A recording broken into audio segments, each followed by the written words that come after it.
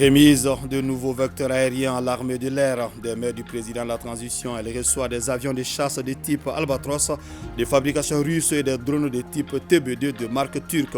Des équipements qui vont renforcer les capacités opérationnelles des forces armées maliennes dans leur lutte contre le terrorisme. Au palais de Koulouba, 5 ambassadeurs accrédités au Mali ont remis cet après-midi leurs lettres de créance au chef de l'État, le colonel Assimi Goïta, et chacun entend œuvrer à renforcer la coopération bilatérale entre son pays et le Mali. Un comité est désormais en place pour porter la réflexion sur les modalités de remise de la carte nationale d'identité biométrique. Il est piloté par 2 départements ministériels, le ministère de l'administration territoriale et de la décentralisation et celui en charge de la protection civile. Deuxième édition du café de presse de la Direction générale du commerce. Cette édition a porté sur la situation du marché en cette veille du mois de Ramadan. De la rencontre, on retient que le marché est correctement approvisionné. Vous êtes nombreux à nous regarder à travers le monde. Bonsoir à vous, merci et bienvenue dans ce 20h. L'armée de l'air se dote de nouveaux avions de chasse, des drones de surveillance, des équipements qui vont renforcer les capacités opérationnelles des forces armées maliennes dans leur lutte contre le terrorisme. Les avions sont des types Albatros, des fabrications russes et les drones de type TB2 de marque turque. Le président de la transition, le colonel Assimi Goïta, a procédé à la remise de ces nouveaux vecteurs aériens à l'armée de l'air. C'était ce matin au pavillon présidentiel de l'aéroport international. Président Modibo Keïta, c'est nous. Le compte rendu de Bourama Traoré.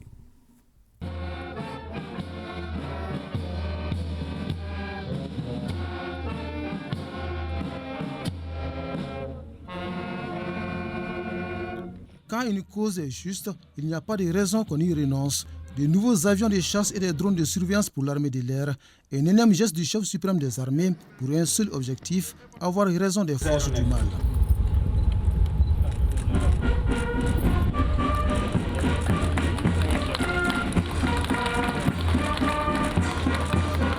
Quatre avions d'attaque et d'entraînement avancés de type Albatros et de fabrication russe, 3 drones TB2 de marque turque ne sont qu'une partie des nouvelles acquisitions au profit de l'armée de l'air, des équipements plus qu'adaptés pour la chasse aux terroristes.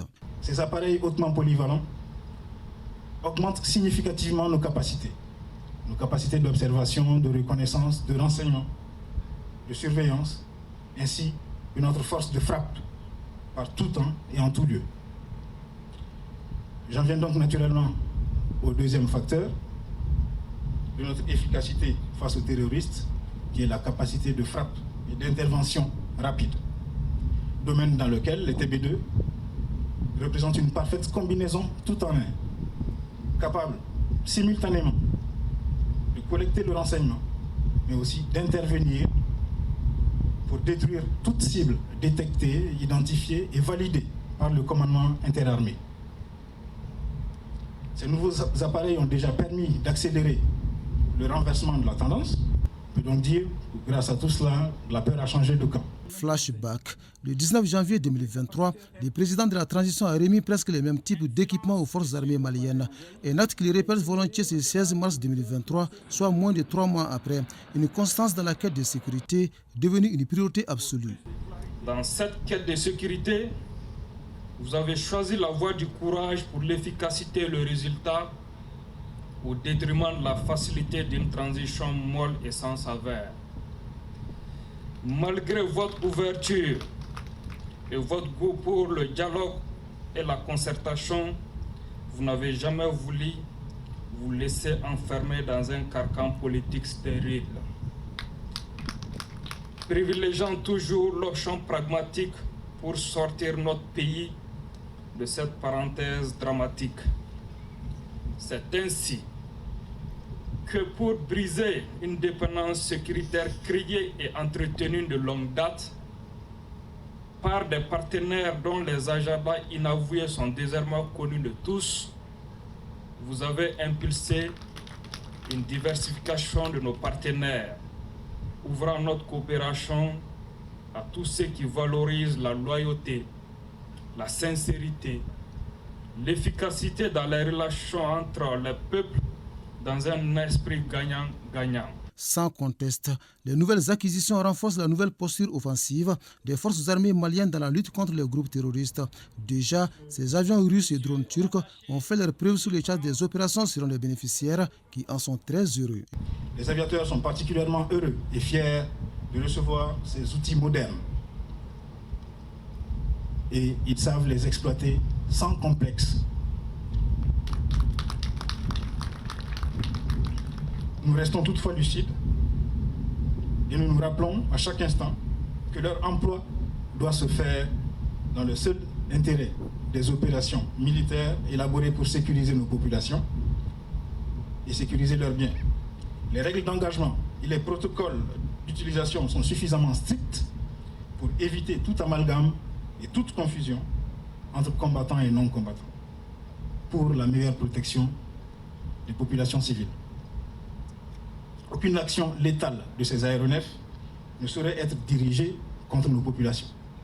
Aucune autorisation de tir n'est donnée chaque fois qu'un doute subsiste sur la qualité de la cible. Chaque fois qu'il y a un doute sur l'identification de la cible, l'armée malienne s'abstient. Quand un engagement est réel, on devient sourd aux sirènes des marchands d'illusions et aux discours dénudés de toute réalité. Tel semble être le cas pour les femmes qui restent droits dans leurs bottes. Nous ne nous laisserons pas distraire par des déclarations tendancieuses de quelque nature que ce soit et qui sont destinées à saper le moral de nos troupes et à ternir l'image du pays. Je lance un avertissement aux récalcitrants qui pensent que les profondeurs des grottes et le couvert des forêts leur offrent encore un quelconque répit, ou qui veulent jouer la montre, comptant sur un éventuel épuisement de la volonté du peuple.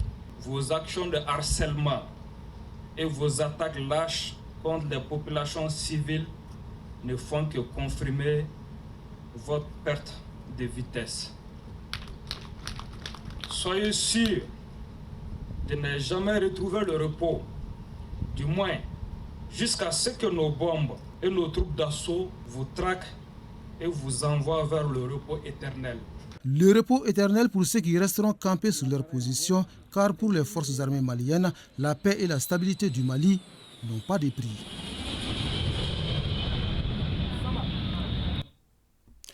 Cinq nouveaux ambassadeurs accrédités au Mali. Ils viennent des États-Unis, du Royaume-Uni, de la Tanzanie, du Portugal et d'Australie. Tous ont remis cet après-midi leur lettre de créance au chef de l'État, le colonel Assimi Goïta. Chacun entend œuvrer à renforcer la coopération bilatérale entre son pays et le Mali.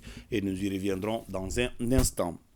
Grande mobilisation à Mopti où le Premier ministre Dr Choguel Kokala Maïga est arrivé cet après-midi. Il a été accueilli par le gouverneur de la région et une foule nombreuse.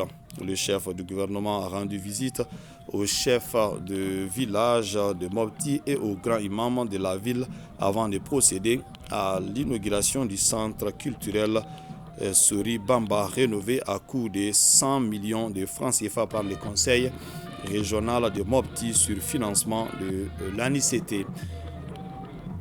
Donc le centre culturel Sori Bamba a une capacité de 1200 places.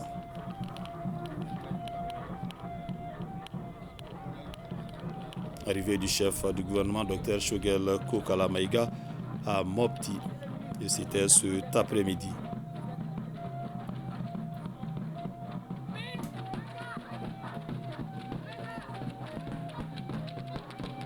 Choguel Kokala Maïga a accueilli à Mopti avec honneur. Le chef du gouvernement il a donc rendu visite au chef de village de Mopti et au grand imam de la ville avant de procéder à l'inauguration du centre culturel Sori Bamba.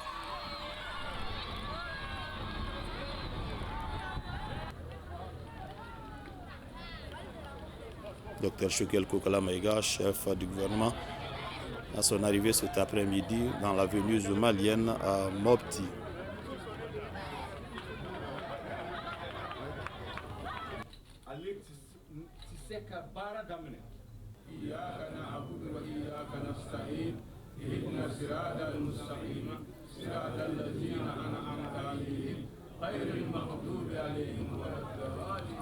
Voilà le chef du gouvernement qui a rendu visite au chef de village de Mopti, au grand imam de la ville, avant de procéder donc à l'inauguration du centre culturel Sori Baba, rénové à coût de 100 millions de francs CFA par le conseil régional de Mopti sur le financement de l'ANICT.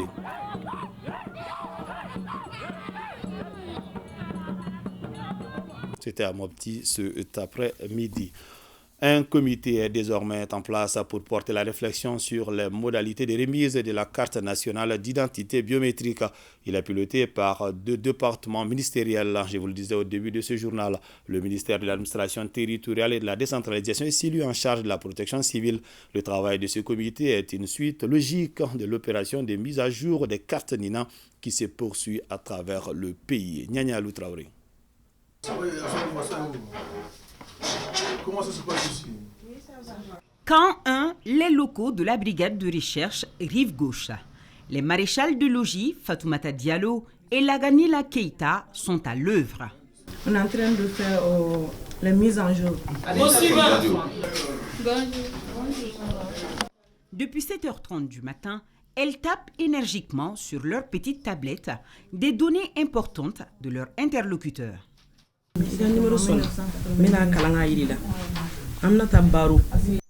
L'opération consiste à mettre à jour les données biométriques de chaque Malien sur l'ensemble du territoire. Message bien reçu compte tenu de l'affluence. Comment on a papier là? Il y a un de papier. Il m'a que chuku il m'a dit papier là. Bon papier ti bolo amano. Ateka ke voter de kama. Pour que Malien beka soroke. Ameka mogo la bonanda yo. Depuis nana bonya daranga. Konshika koro yena do jona. Même ambiance et même ferveur à la tâche ici au 1er arrondissement de police. Bon, on est à notre 102e personne depuis ce matin. Ne yɛrɛ bɛ feere de la n y'a bila depuis 6 heures n nana baara in kɔnɔ n nana n ka papier de ɲini a ka di ne bɛɛ ka bɔ k'a ta i bɛ baara o baara la. C'est une population qui n'est pas patiente. Chaque personne veut qu'elle soit en première position. Je me suis patienté pour que ça se fasse. Bon, mɔgɔw kana jateminɛ k'a fɔ ko n bɛ baara la ko ni nana I bɛ pressé quoi. Ni nana min sɔrɔ ɲɛ I b'o to o ka bi ɲɛ pour que I ka sigi I ka place sɔrɔ. Pour amoindrir ces désagréments, l'État vient à la rescousse avec le lancement du comité de réflexion sur les modalités de remise de la carte nationale d'identité biométrique sécurisée. C'est un comité créé conjointement par le ministre de l'administration territoriale et de la décentralisation et le ministre de la Sécurité et de la Protection civile sur instruction du président de la transition, chef de l'État, son Excellence, le colonel Assimi Goïta. Le président nous a instruit de créer ce comité qui a essentiellement pour mission de mutualiser nos ressources. Les ressources humaines, les ressources matérielles. Actuellement, la mise à jour est pilotée essentiellement par le ministère de la Sécurité, qui s'appuie beaucoup sur les forces de sécurité, la police, la gendarmerie. Tout va aller vite, et même très vite, estiment les autorités. L'autre paire de manches à gagner maintenant, c'est la question des retraits et le ministre Maïga de préciser qu'il se fera de façon biométrique. C'est-à-dire que quelqu'un d'autre ne peut pas retirer la carte nationale d'identité biométrique d'une personne à sa place. C'est pour des raisons de sécurité. Bien entendu, in fine, ceci nous permettra de réduire de manière très importante la fraude électorale. L'objectif que nous recherchons, c'est de nous appuyer sur toutes les ressources de l'État. Nous comptons impliquer les représentants de l'État, les sous-préfets, les préfets, les gouverneurs, mais également les mairies, les élus des collectivités territoriales qui jouent un grand rôle. Autre information de taille pour faciliter encore davantage les opérations de mise à jour, le ministre de la Sécurité a entrepris de rapprocher les agents d'enrôlement du public. Des équipes mobiles formées sont ici déployées dans les différentes structures de l'État. Oui, elles sont passées entre autres dans les institutions et autorités administratives indépendantes, dans tous les départements ministériels, dans les centrales syndicales, à l'ERTM, au campus universitaire ou encore à la FEMA. Ajoutons que la diaspora joue également sa partition. Dans chaque consulat ou ambassade, appel a été lancé pour que nos compatriotes viennent mettre à jour leur NINA. À partir du 1er avril 2023, donc dans une dizaine de jours, et l'instruction que nous avons reçue de la part du chef de l'État, c'est que l'opération soit la plus sereine et la plus professionnelle possible, menée sur l'ensemble du territoire national, mais également en dehors du Mali, à la fois les ambassades et les consulats. 5 nouveaux ambassadeurs accrédités au Mali. Ils viennent des États-Unis, du Royaume-Uni, de la Tanzanie, du Portugal et d'Australie. Tous ont remis cet après-midi leurs lettres de créance au chef de l'État, le colonel Assimi Goïta. Chacun entend œuvrer à renforcer la coopération bilatérale entre son pays et le Mali. Ibrahima Traoré. Balai diplomatique à la présidence de la République qui déroule le tapis rouge à 5 nouveaux ambassadeurs. D'abord, Rachna Kaur-Honen, ambassadeur des États-Unis au Mali, une diplomate de carrière. Monsieur le Président de la Transition, j'ai l'honneur de remettre à votre Excellence, en même temps que les lettres de rappel de mon prédécesseur, celle par laquelle Président Biden m'accrédite auprès de vous en qualité d'ambassadeur extraordinaire et plénipotentiaire. Allah Amriki Nimali Kaje Sinsei. Elle a précédemment occupé au département d'État américain le poste de directrice des bureaux exécutifs des affaires du Proche-Orient, de l'Asie du Sud et du Centre. Elle a été consul général à Dhahran, en Arabie Saoudite, et a occupé des postes de responsabilité dans plusieurs ambassades américaines, notamment au Sri Lanka, en Arabie Saoudite, en Irak, au Koweït et en Inde. À Washington, elle a été assistante spéciale de sous-secrétaire pour le management. L'ambassadeur du Royaume-Uni, de Grande-Bretagne et d'Irlande du Nord au Mali s'appelle Catherine Ransom. Elle vient du Bureau des Affaires étrangères, du Commonwealth et du Développement, où elle a dirigé plusieurs services, notamment le département des politiques multilatérales et la direction conflit, stabilisation et médiation. Monsieur le Président de la Transition, j'ai l'honneur de remettre à votre Excellence, en même temps que les lettres de rappel de mon prédécesseur, celles par lesquelles Sa Majesté le roi Charles III m'accrédite auprès de vous en qualité d'ambassadeur extraordinaire et plénipotentiaire. À Gaborone, au Botswana, elle a été haut-commissaire britannique et représentante spéciale du Royaume-Uni auprès de la communauté de développement de l'Afrique australe. Dans les représentations diplomatiques de son pays, Cathy Ransom a été aussi chef de mission adjoint au bureau britannique pour la Somalie et responsable politique à Antananarive, à Madagascar, chef de l'équipe militaire et politique à Kaboul, en Afghanistan. À Madrid, en Espagne, elle a occupé le poste de premier secrétaire. Dr Benson Alfred Bana est le nouvel ambassadeur de la République unie de la Tanzanie au Mali. Il est professeur d'université. Il a été haut-commissaire de son pays au Nigeria.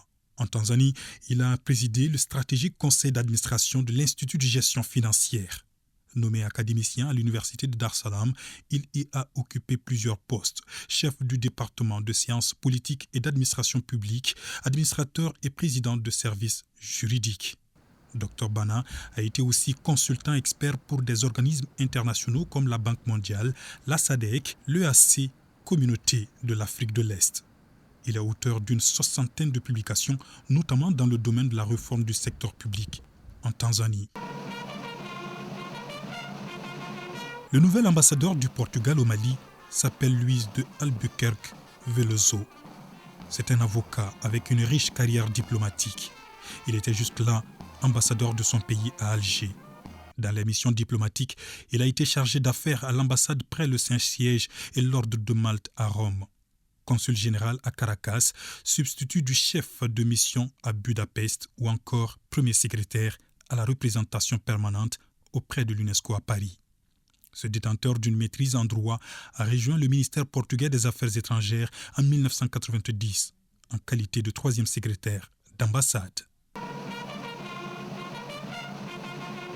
Berenice Owen Jones représente désormais l'Australie au Mali avec résidence à Accra.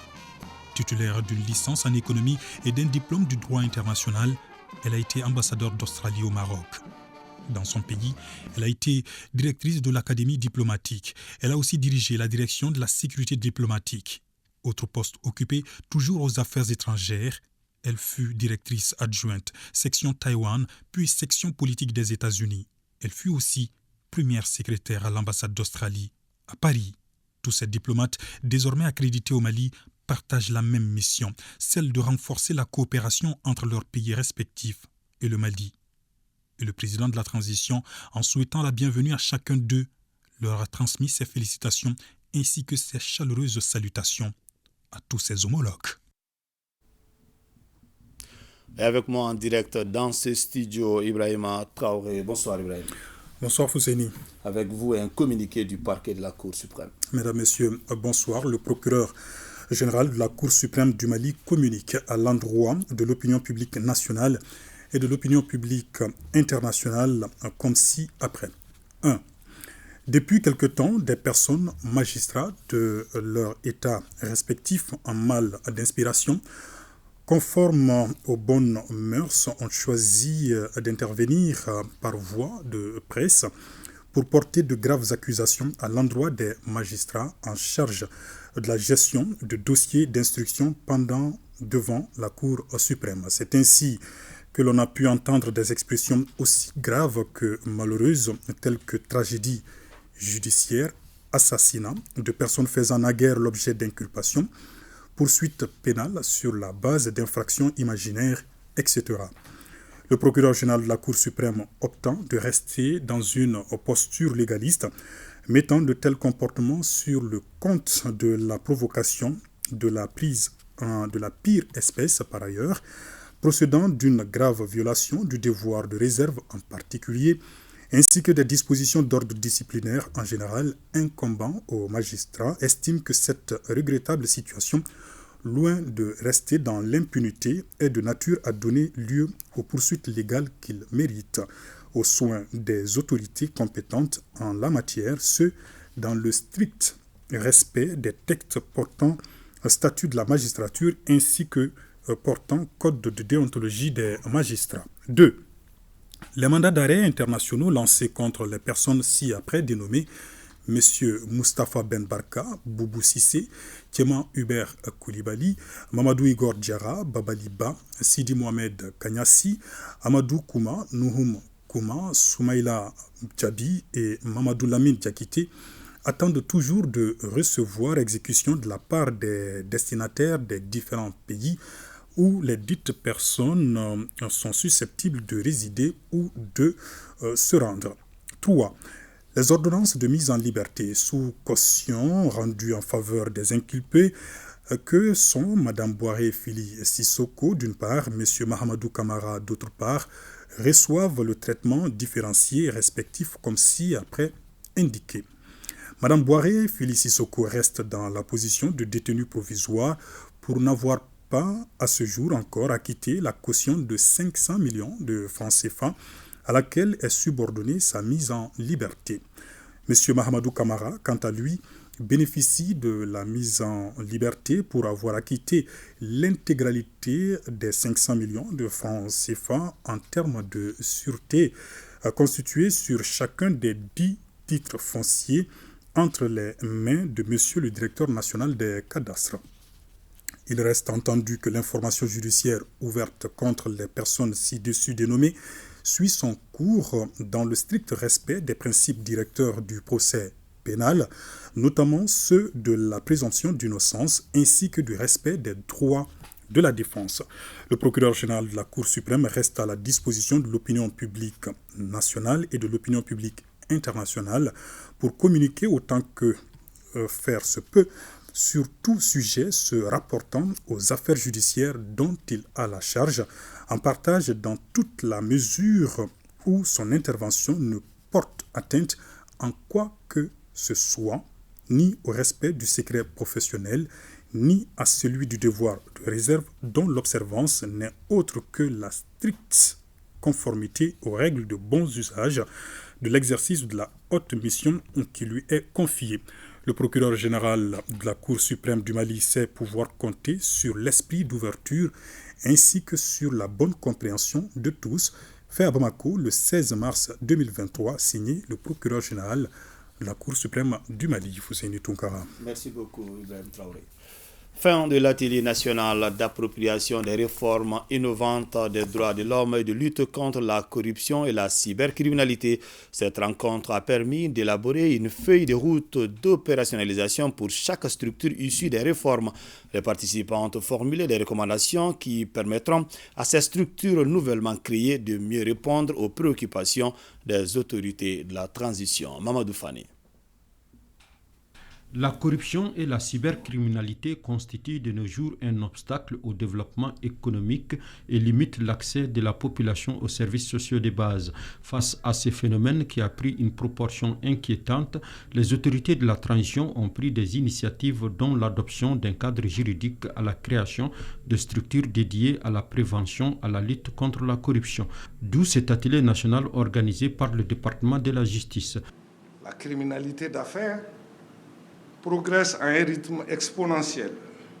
Malgré la thérapeutique classique, on assiste à une délinquance chronique et endémique, traitée par une justice appelée à s'adapter et évoluant dans un monde en perpétuel mouvement.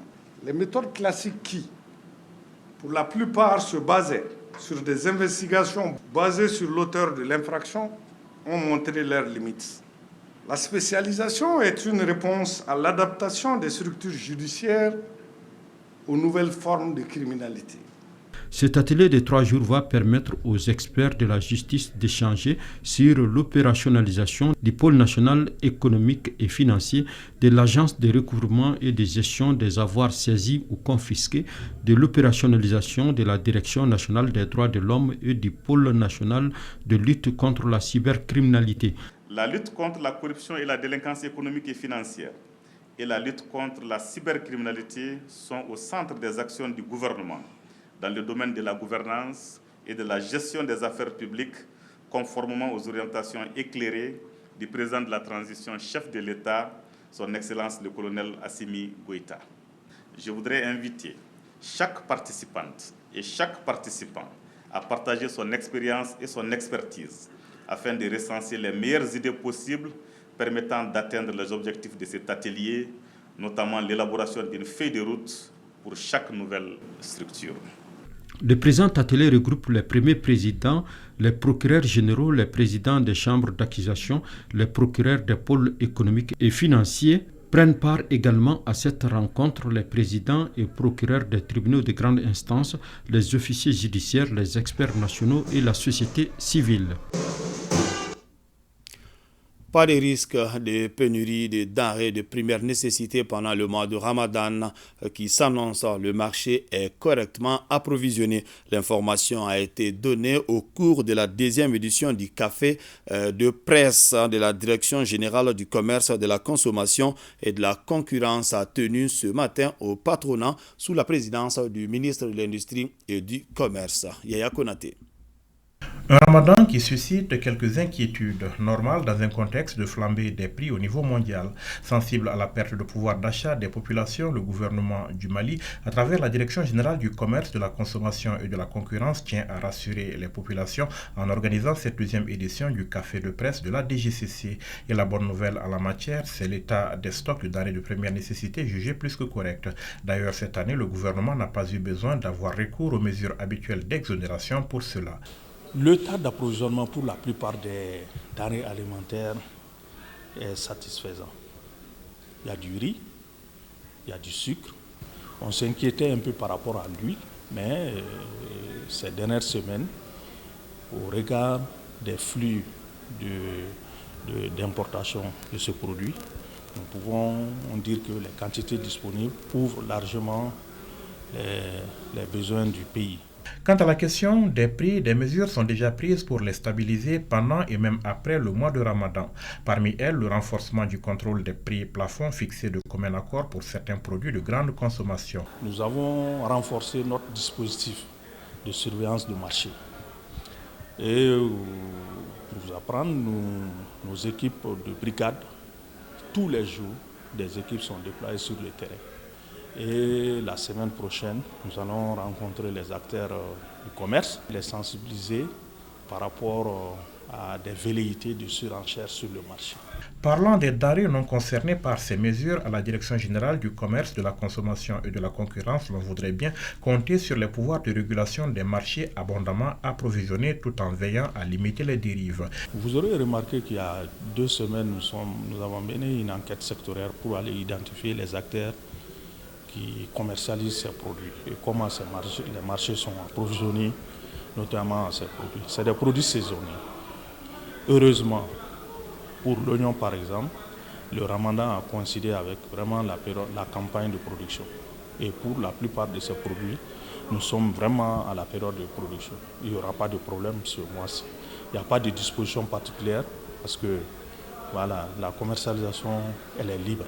À l'amorce du mois de Ramadan, des fluctuations de prix de la plupart des denrées alimentaires peuvent être observées.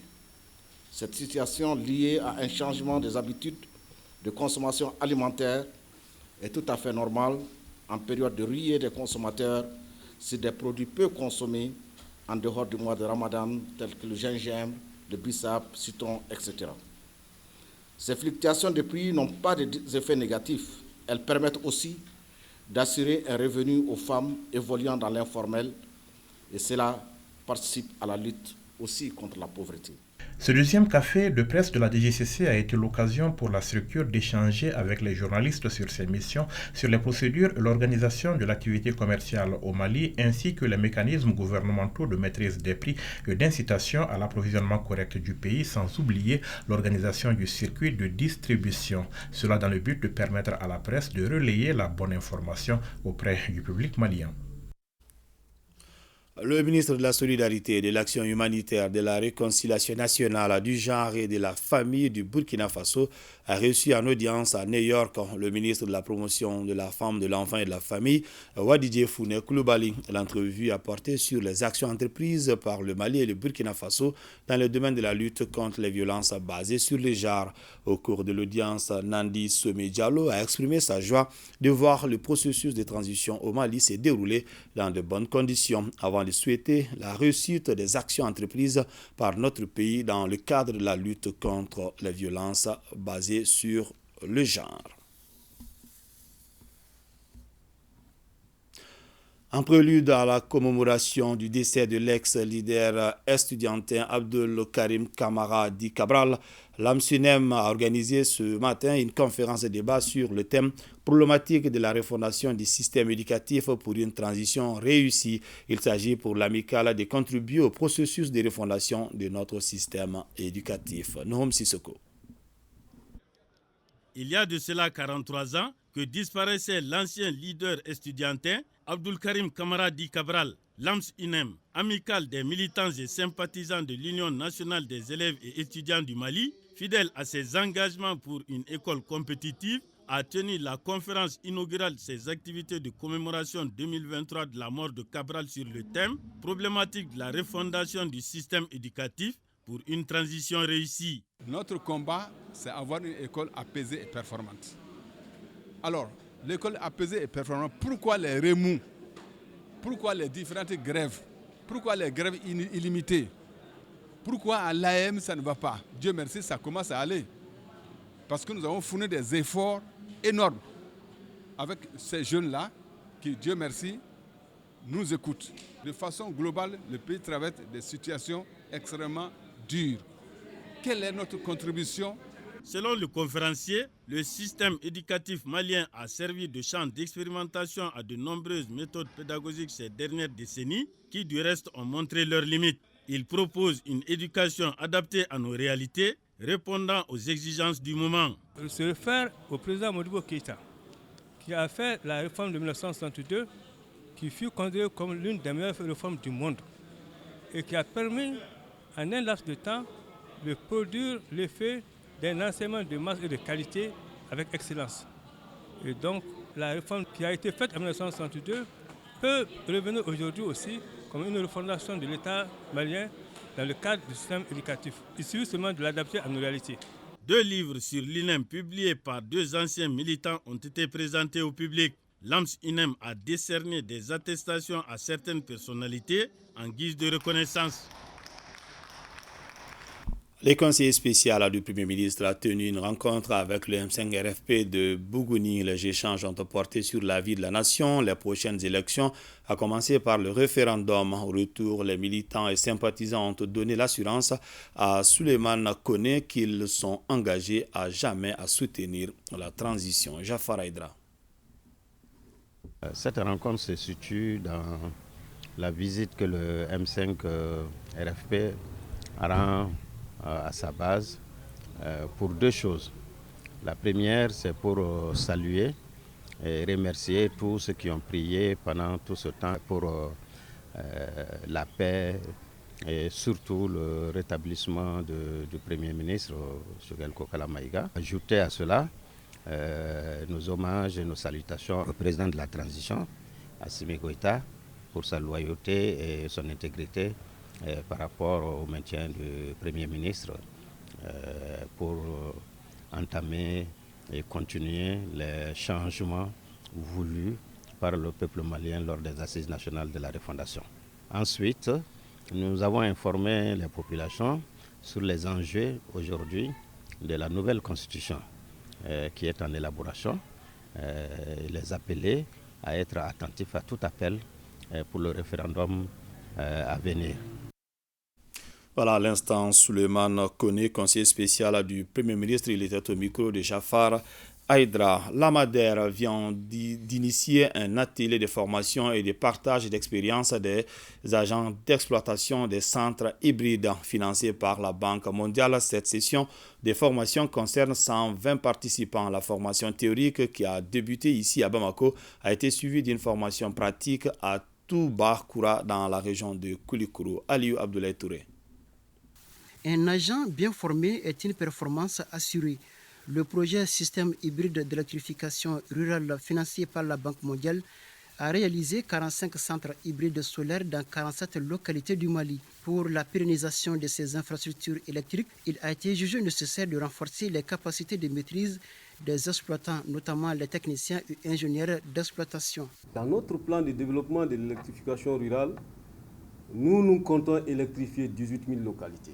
À quoi ça sert de chercher le financement? À quoi ça sert de réaliser des projets pour 18 000 localités alors qu'on n'a pas le personnel qualifié pour l'exploiter? Donc pour vous inviter à être beaucoup plus assidu à ce qui va être fait. Le choix de la localité de Touba se justifie par le fait que celle-ci bénéficie du plus grand réseau de l'ensemble des installations du projet du système hybride d'électrification rurale. À cela s'ajoute la performance de la gestion de l'opérateur. La présence des exploitants dans cette localité s'explique par la volonté de ces derniers de s'inspirer de l'expérience pratique de Touba.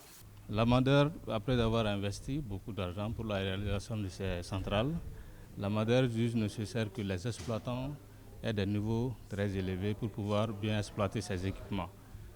La centrale hybride, ça regroupe des sources de production, la production thermique et la production solaire. Donc la production solaire, les panneaux produisent de l'énergie et qui seront stockés dans les batteries. Pendant la nuit, la batterie restitue cette énergie pour alimenter les réseaux. La finalité recherchée est de renforcer les capacités des agents de production pour mieux donner une durabilité aux centrales solaires. Toutes les dispositions sont prises par la CMDT pour l'approvisionnement des producteurs de coton en engrais et semences pour la campagne cotonnière à venir. Sur les 120 000 tonnes d'engrais que la campagne a commandé, plus de 50% ont déjà été réceptionnés et distribués aux organisations paysannes. Le constat a été fait par la mission conjointe CMDT IER qui s'est rendue dans la filiale sud de Sikasso et celle du nord-est de Koutiala. Les détails avec nos envoyés spéciaux Chaka Konaté et Toumani Diabaté. Pour la campagne cotonnière 2023, il n'y aura pas de retard dans la fourniture des engrais et des semences aux producteurs, comme c'était le cas l'année dernière. Plus de la moitié des 120 000 tonnes d'engrais commandées par la CMDT est déjà disponible. Les taux de mise en place oscillant entre 50 et 70%. La CMDT, en rapport avec les producteurs, a commandé une quantité suffisante d'intrants agricoles. Si je prends un seul exemple sur le complexe coton qui est l'un des engrais les plus importants, nous avons commandé 120 000 tonnes. 120 000 tonnes, c'est 800 000 hectares. Donc, et sur ces 120 000 tonnes, nous sommes déjà à plus de 50% à cette date. Nous sommes à plus de 60% pour l'urée, nous sommes à plus de 53% pour le complexe céréal. Si on fait un recul, ça fait plus de 5 à 6 ans, on n'avait jamais atteint ce taux. À la filière nord-est de la CMDT Koutiala, sur une prévision de plus de 76 000 tonnes de complexes coton, de complexes céréaliers et d'urée, plus de 35 000 tonnes ont été réceptionnées et distribuées aux organisations paysannes. Aujourd'hui, après le bilan de la campagne écoulée, nous sommes engagés pour relancer encore la culture du coton, pour encore réussir la grande production cotonnière que la CMDT a toujours connue. Pour cela, dès maintenant, nous avons commencé à recevoir les intrants de tous les fournisseurs. Et quand on prend le complexe coton ou le complexe céréal ensemble, nous sommes à plus de 55% déjà de réception, contre à peu près 0% l'année dernière.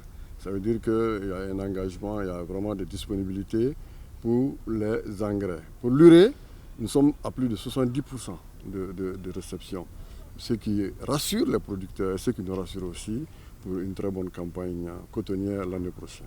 Une fois réceptionnés par la filiale, les engrais sont acheminés par les camions de la CMDT et ceux des transporteurs privés vers les zones de production où les organisations paysannes se chargent de leur distribution aux producteurs. L'OP du village de Deresso, commune de Koutiala, a déjà reçu une grande partie de sa commande. Nous avons demandé et obtenu 300 sacs de complexe coton, 250 sacs de complexe céréales. Il reste les 200 sacs d'urée. Nous avons déjà reçu plus de la moitié des engrais dont nous avons besoin. Même constat dans les villages de Nyesumana et de Gonsoumana, où le taux de livraison des intrants varie de 50 à 70%. L'Organisation internationale du travail OIT et ses partenaires se mobilisent dans la lutte contre l'esclavage par ascendance au Mali. Ils viennent d'organiser un forum national à Mopti afin de sensibiliser les populations. Boubacar Sankari.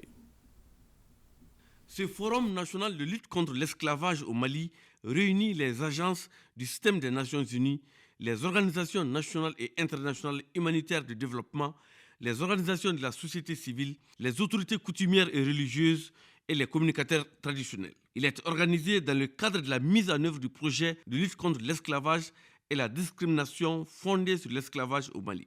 C'est vraiment dans l'optique de les sensibiliser sur les effets de l'esclavage, sur l'édification et la pacification de la paix, sur le vivre ensemble, mais aussi d'explorer les possibilités auprès des acteurs humanitaires de la prise en charge des victimes de l'esclavage dans les réponses humanitaires. Au cours de ce forum, plusieurs panels seront animés sur les thématiques suivantes.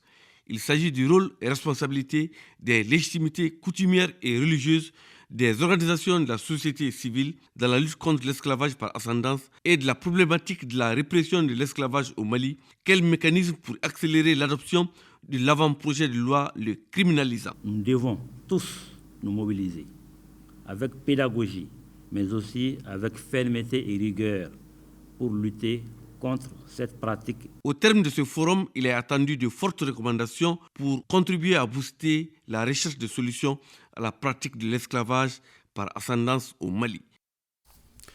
Atelier de formation et d'installation du comité régional de suivi des accords tripartites. La rencontre se tient à Tombouctou et vise une décentralisation du groupe de travail technique pour un meilleur suivi des accords tripartites en tenant compte des besoins au niveau local en matière de rapatriement des déplacés. Idrissa Goulou Sissoko. Par cet atelier de formation et d'installation, il s'agit de rendre opérationnel le comité régional de suivi des accords tripartites de Tombouctou en vue de faire face aux flux de rapatriés et de déplacés. Depuis la signature de 2014 à 2016, des accords tripartites entre le Mali, les pays d'asile à savoir le Niger, le Burkina Faso, la Mauritanie et le HCR, plus de 84 000 personnes ont été rapatriées, enregistrées par la Direction nationale du développement social. Il a été fortement recommandé l'implication des régions dans le suivi des accords tripartites, la réintégration des rapatriés dans les zones de retour et l'installation des comités régionaux de suivi des accords tripartites, ainsi que la participation des gouverneurs de région aux différentes sessions des commissions tripartites. Malgré le contexte sécuritaire instable dans le nord et dans la zone dite des 3 frontières, la détermination du gouvernement du Mali à œuvrer au retour à la paix et à la réconciliation est ferme et totale. Pour les autorités régionales, cette nouvelle responsabilité sera prise avec délicatesse. Au regard de la délicatesse de cette nouvelle mission qui nous attend, je vous invite à beaucoup plus d'assiduité et de participation de qualité pour non seulement avoir une vue d'ensemble sur les notions de protection des réfugiés, mais aussi pour cerner toute la dimension des responsabilités nouvelles qui attendent les membres des différents comités qui vont être mis en place. Il faut signaler qu'au début de cette année 2023, plus de 197 000 réfugiés maliens étaient enregistrés dans les pays voisins, dont 98 202 en Mauritanie, 65 688 au Niger et 33 611 au Burkina Faso. Renforcer le contrôle démocratique civil du secteur défense et sécurité au Mali, c'est à la faveur d'une rencontre entre les responsables du CRI 2002, les organisations de la société civile et les autorités militaires des régions de Ségou, Sikasso et Mopti. Fousseini Samake. À travers cette journée de leadership appelée Focus Group, les leaders, les responsables militaires et représentants des organisations de la société civile des régions de Ségou, Sikasso et Mopti échangent sur comment impliquer les citoyens dans les processus d'accompagnement des femmes. Cet accompagnement passe par la compréhension des concepts comme l'impunité, la corruption, le contrôle citoyen, la cohésion sociale, entre autres. Et nous sommes aujourd'hui dans la phase de ce que j'appelle les focus group. Ça va porter d'abord sur la recherche d'une connaissance et d'une compréhension commune et acceptée d'un certain nombre de concepts fondateurs et fédérateurs, collaboration entre les forces armées maliennes de sécurité avec les citoyens. Comment pouvoir travailler sur la logique de fonctionnement et éviter que notre pays ne tombe tout le temps dans ce cycle de coups d'État répétitifs. Quand nous rencontrons les forces de sécurité, il y a certaines choses que nous allons percevoir, que nous allons comprendre. Ça nous permet de mieux les connaître et de mieux collaborer avec eux, de comprendre jusqu'où nous devons nous arrêter et comment vraiment nous pouvons les épauler. Les réflexions au cours de ces focus group visent à promouvoir la bonne gouvernance dans les secteurs de la sécurité afin de lutter contre les maux qui affectent la démocratie.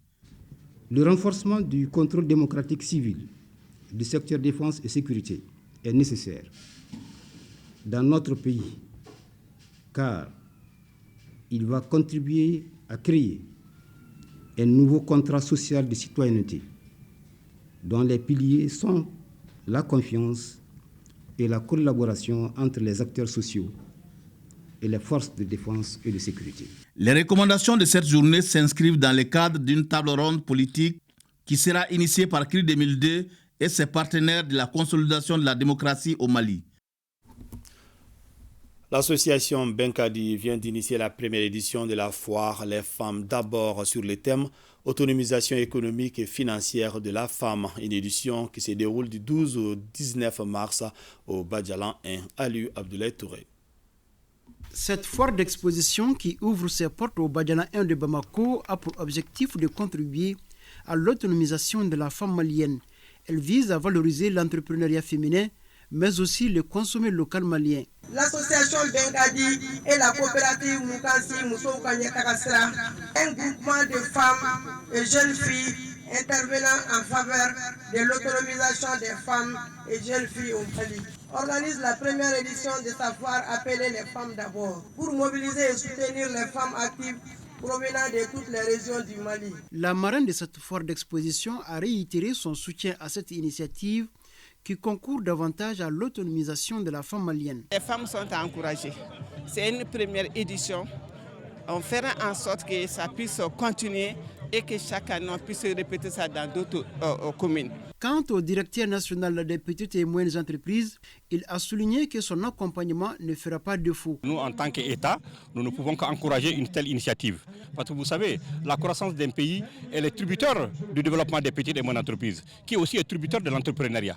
Donc je crois qu'on doit mettre l'accent particulier pour développer les petites et moyennes entreprises pour le bonheur de notre pays. Cette foire regroupe plus d'une vingtaine d'exposantes. Elle dure une semaine.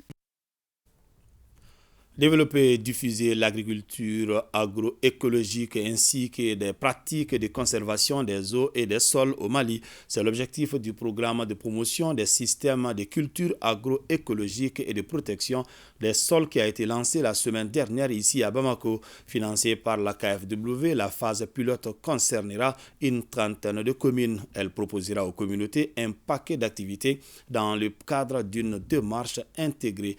Mohamed Soumaré, coordinateur du projet, est l'invité de la semaine sur notre antenne. Il attend beaucoup de ce projet qui s'installe pour 5 ans. Je vous propose de l'écouter. C'est une approche de développement communautaire. Quand on rentre, la commune retenue, vous voyez, d'abord on vient de présélectionner 30 communes. Et ce sont les acteurs localement qui ont présélectionné 5 communes dans chacun des 6 cercles d'intervention du projet. Maintenant, comme c'est l'approche de développement communautaire, vous verrez que dans la communauté, les besoins sont multiples. On ne peut pas dire on va faire le fourrage ici, la culture fourragère ici, donner quelques unités de volailles ici, donner quelques têtes de ruminants ici, faire un puits à grand diamètre ici, ou un maraîchage, ou une boutique d'intrants, ou des cordons pierreux. C'est une démarche globalistique intégrée qui puisse permettre à tout le monde de dire qu'aujourd'hui, c'est une commune vitrine, c'est un village vitrine. Le développement est perceptible. Ça veut dire que c'est un paquet d'activités que vous apportez. Réunies, basées sur les besoins prioritaires des communautés. Qu'est-ce que vous attendez comme retombée immédiate à partir de cette première phase au niveau des communes concernées? Mon ministre d'abord du développement rural m'a dit qu'il attend beaucoup de ce projet. Mon directeur national m'a répété la même chose. Et j'avoue que moi aussi, je suis dans cette dynamique, relever ces différents défis. L'invité de la semaine à suivre donc après la page PMI Mali avec Yaya Konaté. Les femmes à l'honneur dans la chronique du jeudi. Un jour, une formule 8 mars oblige. La toute-puissance de la femme saurait-elle se contenter d'une seule journée annuelle pour la célébrer? Le chroniqueur Souri Ibrahima Keïta pose la problématique. Illustration par le trait évocateur et célèbre insigne de la confrérie des chasseurs Sanin Ninkontron.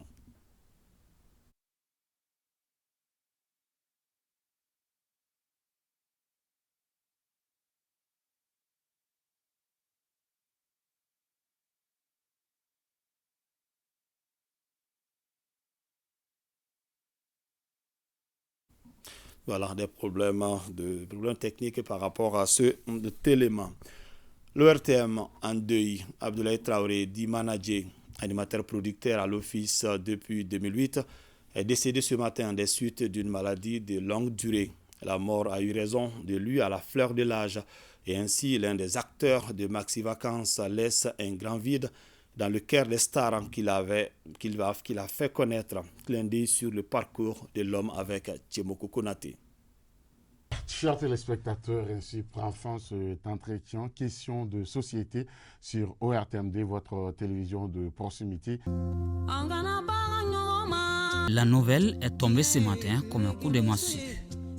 Abdoulaye Traoré, alias Manager, animateur-producteur à l'ORTM, s'en est allé pour l'éternité.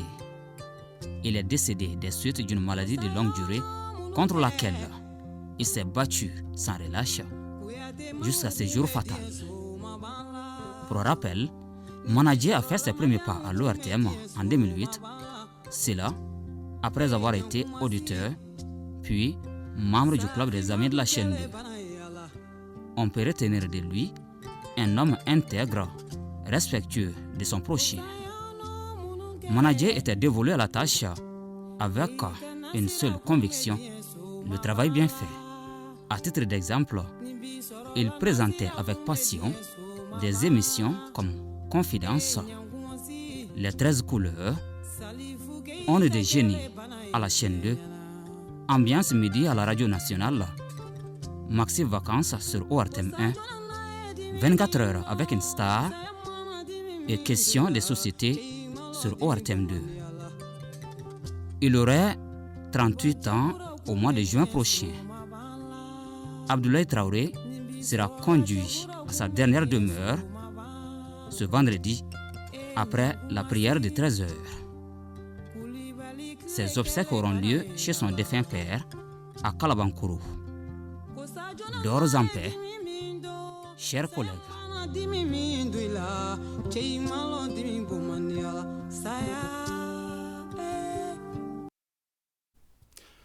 Ainsi va la vie d'or en paix, chers promotionnels. Je vous le disais tout à l'heure, les femmes à l'honneur dans la chronique du jeudi, un jour, une formule, le 8 mars oblige. La toute-puissance de la femme serait-elle se contenter d'une seule journée annuelle pour la célébrer? Le chroniqueur Souri Bremakita pose la problématique, illustration par le trait évocateur et célèbre insigne de la confrérie des chasseurs Sané Ninkontron. La date du 8 mars, la très promotrice de la cause féminine, l'est-elle suffisamment pour mettre en exergue tous les mérites, la toute-puissance de nos dames? Notre société, à nous, a toujours épinglé la place prépondérante de celles qui, sans être les égales de l'homme, se sont de tout temps révélées l'autre face d'une pièce non remplaçable par celle des hommes. Illustration par Sané Ninkontron. L'ordre d'appellation dans l'initiation, c'est vraiment Sané ou Sanéné, qui est le principe féminin que l'on dit d'abord avant de dire Contron, qui est le principe masculin. Cet ordre est obligatoire pour la simple raison que dans notre perception au sein de la confrérie des Donso, la femme prime sur beaucoup de plans sur l'homme. La primauté de la femme sur l'homme a toujours été de règle dans notre tradition, malgré le caractère faussement phallocratique trompe-l'œil. Le principe féminin est premier, le principe masculin vient après. Quand on regarde d'ailleurs les chiffres qui symbolisent les deux êtres, on voit que le chiffre 4 symbolise la femme et le chiffre 3 symbolise l'homme. Et dans tous les cas, la femme est au départ et à la fin de tout ce qui concerne la vie du Donso, qu'il soit en activité ou qu'il soit hors d'activité. Les femmes faiseuses de rois font légion à travers l'histoire du pays. Siaya Tabari, Majuma Enda Jawara ou Assatou Do Kamara, fierté de l'Empire du Ghana. Djelimusoni Tumumania, Kilia Kongo, deux puissantes et incontournables femmes de l'Empire du Mandé. Momo Traoré, sœur chef de guerre de Babemba à Sigasso, Yeleni de Ségou ou Senko Koulibaly de Djena. Et on en oublie volontiers.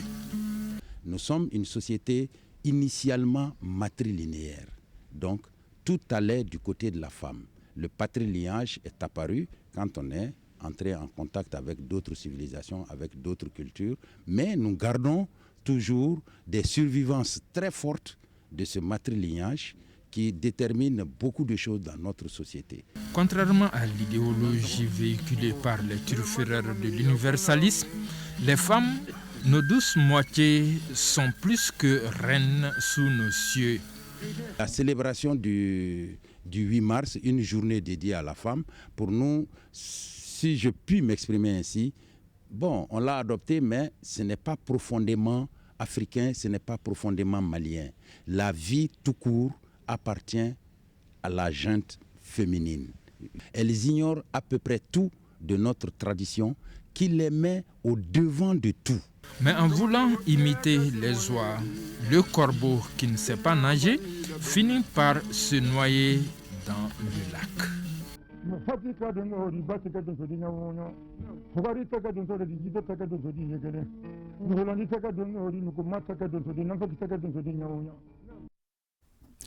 Ainsi prend fin cette édition. Merci de l'avoir suivi. Que le bon Dieu nous assiste.